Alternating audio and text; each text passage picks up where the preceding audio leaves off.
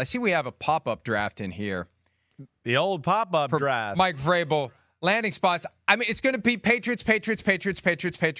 Is there another scenario that you could envision other than the Patriots for Mike Vrabel? No. I can think of one. Well, I can think of one. I think there's ones out there where I'd go, like, I want to swear and go, you're effing crazy if you don't try to talk to Mike Vrabel right now.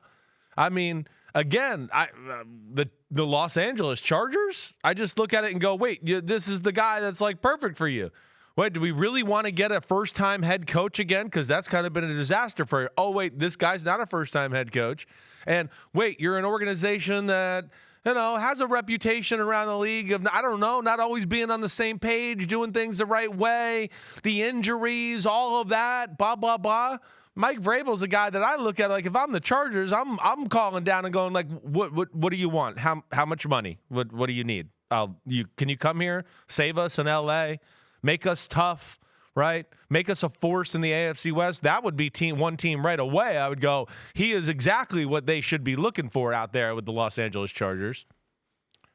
And again, that's another team that just kind of has that whiff of dysfunction when you start scratching the surface. That's what I mean. And I think Vrabel's going to have to be, if the Patriots, if it doesn't come to fruition, let's just say they decide, right, we're going to give Belichick another year and we're going to pass on this opportunity to go get Mike Vrabel. And, the one hesitation I have about all of this, before I tell you the team I'm thinking of. Okay. The hesitation I have is Vrabel and Belichick are tight. Somebody explained to me after a Patriots-Titans game at one point, like the bus was held up. The Titans bus was held up for a long time because Vrabel and Belichick were hanging out talking. Yeah. So do you take over the job at the place where they just fired your good friend, your former head coach, your mentor in many ways? Do you feel comfortable? Now, maybe Belichick calls him up and says, hey, man, job's a job. Take it. Take it. I don't care. Yeah. Take it. Right. It's the way it works. I got fired. You get hired. I'd rather it be you than somebody else.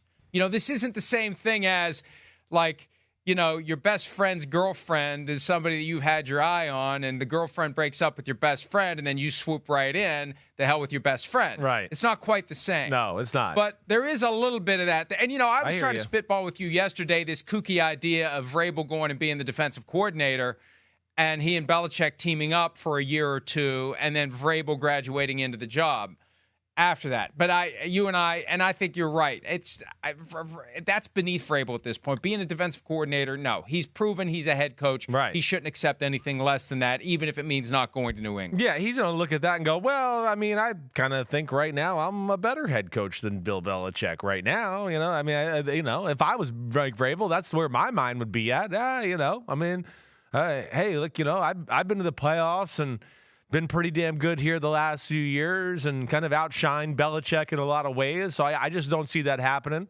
right? Let alone, like, if I'm Belichick, I'm going, wait, we're pretty good on defense here. What do you want me to do? Like, I'm gonna kind of kick my son over to the side and Gerard Mayo, and be like, you guys are good, but Vrabel's coming in to take over. I just don't see that happeing. Now, to your other thing, maybe it makes Vrabel offensive coordinator. Well, maybe that's I got you. But like I don't think Vrabel would do this in a disrespectful way or in a way that he would think would disrespect Bill Belichick in any way. I don't. And I think that, like what you said, business is business. I could certainly see them having that conversation, and Belichick, hey, I got to move on for my own reasons and whatever. And in a lot of ways, too, like, thinking about this might be one where, hey, he feels almost like a proud papa here. Like, yeah, hey, Mike Vrabel taking over. This is one of my guys. Like, okay, this is a proper guy to take over the organization for me. I could see him having those type of feelings there. It all fits and works for both sides. Let alone, I feel like Vrabel, hey, he's an Ohio guy, right? Went to Ohio State. He's a northern football, F you, I'm in your face type of guy anyways. I think that's his attitude. I think that's where he wants to live. I just feel like a lot of things point in the direction of him going to New England and taking that over. Now, before I tell you the other team I'm thinking of, I'm thinking about the timelines here. Like, they better rip the Band-Aid off here pretty soon because they have to do their search too. And if it seems inevitable that Mike Vrabel is going to be the next head coach of the New England Patriots, not that, I mean, this isn't going to be a Sherm Lewis situation. Remember when Sherm Lewis refused to interview for the Lions job and Matt Millen ended up being fined $500,000 because when he fired, who did he fire? He fired somebody late, and everybody knew he was going to hire Steve Mariucci. And I think that we won't be in a situation where the Patriots will be unable to comply with the Rooney Rule, but you still don't want it to look like it's already done. You want to do your search. For the good of the game, I think out of respect for the rules that are currently in place, it can't seem inevitable that you're going to take the baton out of Bill Belichick's hands and give it to Mike Vrabel. So they need to start moving. Yeah. I mean, that's my point. Yeah. You can't let this linger. And Vrabel's going to have to take interviews elsewhere too, right? To just kind of create this impression that it's not an inside job, that it's not all packaged and wrapped up, that you don't get some sort of an allegation on the back end that by the Titans, who may be experiencing some remorse at some point once the dust settles. If it all works too conveniently, and if everybody seems too happy about what's happened, nothing stops Amy Adams Strunk from picking up the phone and filing tampering charges against the Patriots. You know, with the benefit of some time. Let's say they end up hiring a coach where she's like, man, you know, maybe we shouldn't have fired him after all. Maybe we got played here. I mean, so it's going to be incumbent on the Patriots and Vrabel and Belichick moving forward to do this the right way so you don't have what we would welcome. I mean, I'm not saying I welcome the chaos, but sometimes I do because it makes for good business here. But you don't want Amy Adams Strunk rolling out of bed one morning saying, we got screwed and we're going to do something about it. Yeah, I hear you there. And I don't think, you know, the Patriots don't want to be an organization that looks like they're doing things the wrong way. Like you said, they've had enough of that kind of controversy as is. I think they'll want to do right by the league here.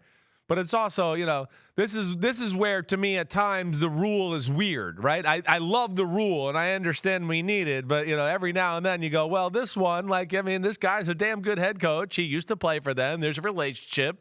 Sometimes you just wish, like, do we have to follow all these rules? Sometimes it just makes sense, and, like, we got to just do this. Like, it's not that crazy or wrong or mean or we're screwing somebody else over. But, yes, I think you got to go through the due process so you don't have to hear from the league and everybody else, certainly.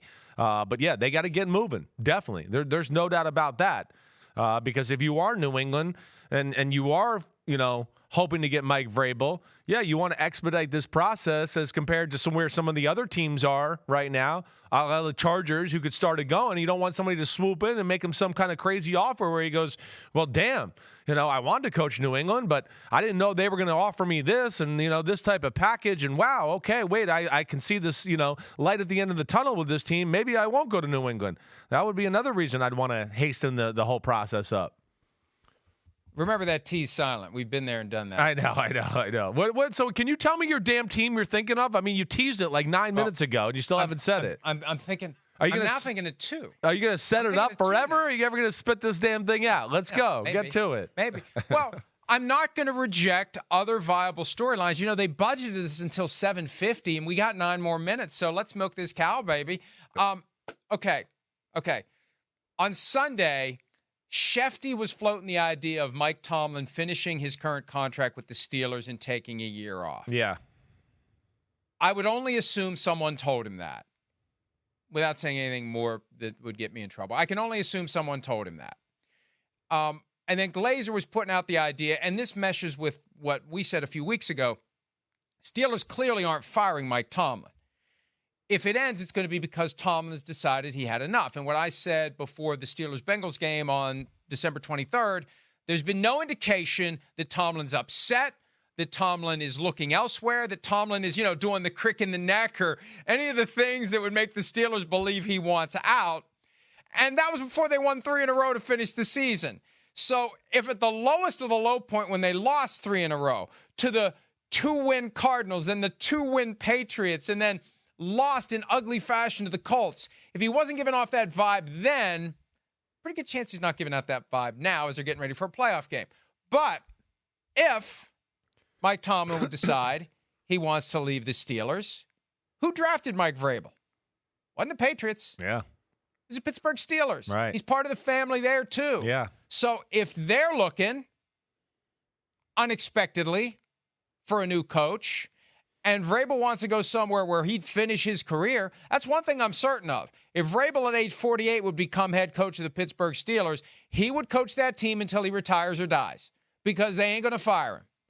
And in some respects, if you're Vrabel, that's even better than going to the Patriots. Now, he had his greatest success with the Patriots as a player, but you're talking about Ohio.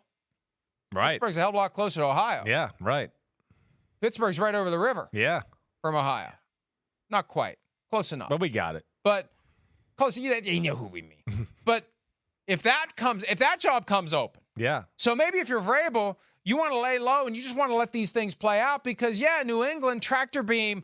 But if Mike Tomlin doesn't stick around Pittsburgh, I may want to go there instead, Chris. Listen, he certainly would fit the mold of what, right? I mean, he'd be Bill Cowher-ish as the head coach for the Pittsburgh Steelers. Would make a lot of sense. Has the attitude, the demeanor, right, of that area. He's going to relate to those people. I mean, it would make a lot of sense. I'm with you, you know. And, of course, the other team that I think about, right on top of Pittsburgh, where I'm with you there. I haven't really thought about that, but if that Tomlin situation arises, you're right. I'd be looking at him. And the other one, just the obvious one, is Washington, certainly. Washington, again, another team that I'd look at. You want to get things going in the right direction and get the organization all pointed in one way, no nonsense, no BS, right? Which I'm already starting to wonder there in Washington already. We're hiring basketball GMs to tell us about football players. That's too many cooks. Why is football the only sport? I've never seen a basketball team hire a football person to run it. Why is football the only sport that has idiots that hire people from other sports or other jobs to go, hey, come here. I know you don't know crap about it, but try to do this. So sorry to rant about that, but that would be another place that would make sense. Well, Shireen and I talked about this yesterday. Okay, and when you and I talked about Bob Myers, the longtime Golden State Warriors executive being retained by the Commanders, that was the only name that got leaked to NFL media at the time. Rick Spielman's involved too. That wasn't leaked in this big splash, Bob Myers. Well, I'd rather have Rick Spielman than Bob Myers telling me how to run a football team. Definitely. And when Josh Harris met with reporters on Monday, he said he's going to work with his limited partners as well, Magic Johnson and Mitchell Rales, and there's another one I'm not remembering the name of. Owners typically don't give limited partners any say whatsoever. It's one of the benefits. Josh, you better get comfortable in this new suit you're wearing. You're the man. You make the decisions. So it just feels like there's too many cooks in the kitchen, and that would be a potential turnoff for me as a head coaching candidate. And they better convince me. I hear that. You're right. I'm not going to constantly be having to kiss this ass and this ass and You're this right. ass and worry about You're this exactly person, right. Mike Vrabel's going to want nothing to do with that. I cancel that out. You made all the right points. You're right. Washington, it makes sense for them to want Vrabel. Vrabel would never want any of that. You're exactly right. He's going to go, what? There's way too many things going on there. My head wants to explode. I just came here to coach football, right? No way. You're right. 100%. I'm with you. I got one other team that I wasn't thinking of. Right. And you know, Vrabel played for 3 teams. You know that, don't you? Yeah. Who am I missing? The last team he played for. Who is it? Who he got traded. He got traded. Got traded with Matt Castle. Damn, he went to Kansas City. Got traded with Matt Castle. Right. Yep, right. 30 games with the Chiefs. Rumors out there about Andy Reid might be coming to done. Right. Yeah. I wrote this on Sunday as one of those, hey, this is just my idea. But we've talked in the past about how some of the stories that are just my idea really are my idea and some aren't. Yeah. Look, Glazer threw out some kind of vague notion that maybe Andy Reid would retire after Super Bowl 57.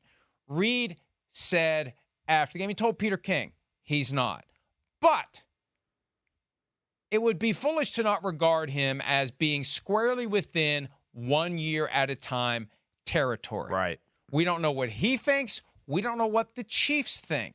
We don't know whether or not the Chiefs are out there eyeballing potential replacements for Andy Reid as soon as after this season ends. We don't know whether or not they're already doing their homework and already maybe talking to people off the grid about who could replace Andy Reid. That would be prudent. If you think there's a chance Andy Reid's not going to be there next year, it would be prudent to have started last year. Yeah. Laying the foundation for who you may want. So now all of a sudden, a guy you know, a guy who played for you, a guy who was beating you by 10 points in the first half of the 2019 AFC Championship game in your own building is suddenly available. I hear you there. I hear you that. Mike. Yeah. Hey, Mike. Mate, listen, that might be one of the... How many levels down do we go before Mike Vrabel and Clark Hunt are having some sort of a conversation? That might, New England, that might be the other spot. But, Vrabel would be willing to go, wait, I want out of here. I don't want to be here. Fire me, blah, blah, blah. That certainly, that organization, some of the pieces they have, and especially the quarterback... Yeah, I hear you there, Mike. If there is an inkling of Reid being out of there, that certainly would be on his radar. Of all the teams out there, only one of them has Patrick Mahomes. So, sorry, Bob Kraft. Thanks for the red jacket. Oh, by the way, red. You give me an idea. Right. Look, if I had to choose between the three and I want to win and I want to pursue championships, hell yes, I want the Chiefs job. Hell yes, I want the 28-year-old Hall of Fame quarterback who just needs to have a team around him. You've talked repeatedly in recent weeks, and accurately so, about the value of having a team around the quarterback. But if you have a legendary quarterback, it's a lot easier to put the team around it. Exactly right. A lot easier to win when you get the team around it. Exactly right. Just put Patrick Mahomes in Tennessee the last 6 years. Just put him there instead of Kansas City and think of what the Titans would have become with Vrabel as the head coach. Yeah. And Mahomes as the quarterback. I hear you. I scrapped our pop-up draft. We ultimately came up with 3 teams. We did. We easily did. And listen, the Chiefs, if Andy Reid steps away, right, we know the quarterback. And really, other things are there too. Let's not forget, they won the Super Bowl last year. They're the youngest team in football. Their defense, you don't have to worry about a whole lot. When the defense is top-notch, we know that. The O-line, okay, the tackle play, maybe you need to help that out there. The biggest thing would be the team's set up, other than we just need some receivers, right? I think that would be the biggest thing. And you'd go, man, everybody else, it's kind of like, this fits my mold. I'm Mike Vrabel. They got a lot of big physical guys on defense, okay? So I hear you there, Mike. I'm going to be very, very interested to see where this goes. I would think Mike Vrabel, as far as teams that are looking for somebody that's been there, done that, right, and wanting to hire somebody for a sustained period of time to take your team in the future, Mike Vrabel, without a doubt, would be candidate number one, the bright, shiny object of coaches this year that I would want to get. He certainly would be. And I think what he's going to do is sit back, get himself a ham, right? And just chill and wait and watch and see how it plays and wait for his phone to ring, because his phone will be ringing, and it won't just be the Boston area code, and it might just be Kansas City area code by the time it's all said and done. And I would want to wait and see what happens with Andy Reid and the Chiefs. And I'm not saying Andy Reid's retiring after this season. I'm not saying that I know anything about that. But it would be foolish to think that a guy who's going to be 66 in March, he's been doing it a long time, he's a big guy, you got to stand out there for 3 hours at a time. You get to a point where it's just physically it's too much. And what more do I need to do? I already have my walk into the Hall of Fame credentials. If you're the Chiefs, you have to at least be thinking about it. And if Mike Vrabel's all of a sudden available and you don't know what Andy Reid's going to do when the season's over, and you're Mike Vrabel, you at least want to let the next couple of weeks play out and talk to anybody who wants to talk and wait for the right moment to swoop in. And it might not be the Patriots after all. We've talked ourselves, I think, at least to wondering how this is all going to play out. Hi, it's Mike Florio. Thanks for watching PFT on YouTube. Hit subscribe for the latest news and analysis from Pro Football Talk.